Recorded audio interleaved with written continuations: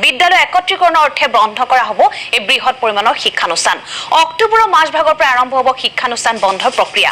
যিসমূহ শিক্ষানুষ্ঠানত শিক্ষাৰ্থী কম সেইসমূহ বিদ্যালয় পাৰ্শ্বৱৰ্তী বিদ্যালয় একত্ৰীকৰণ কৰি বন্ধ কৰা হ'ব ৰাজ্য চৰকাৰে গ্ৰহণ কৰা আয়োগৰ পৰামৰ্শ অনুসৰি পৰ্যায়ক্ৰমে বন্ধ কৰিব এনে শিক্ষানুষ্ঠান আৰু এই কথা জনালে শিক্ষামন্ত্ৰী ৰণোজ পেগুৱে ছাত্ৰ-ছাত্ৰী আছে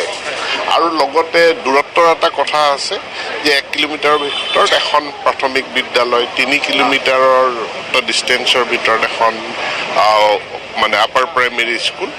সেইবিলাক চাই আমি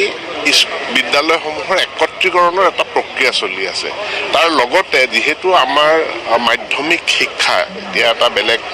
শিতানেই হ'ব যে 9, 10, 11, 12 মিলি পেলাই গতিকে তাত আমি য'ত ছিনিয়ৰ ছেকেণ্ডেৰী স্কুল আছে তাত আমি ক'ৰবাৰ হাইস্কুল এখন তাৰ লগত আমি একত্ৰীকৰণ কৰিছোঁ আৰু একত্ৰীকৰণৰ প্ৰক্ৰিয়াত স্বাভাৱিকতে কিছুমান বিদ্যালয়ৰ সংখ্যা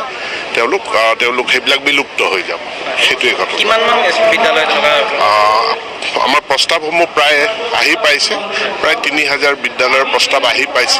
3000 কিমানলৈকে বনোৱা হ'ব 3000 বিদ্যালয় 3000খন 1000লৈ কমি যাব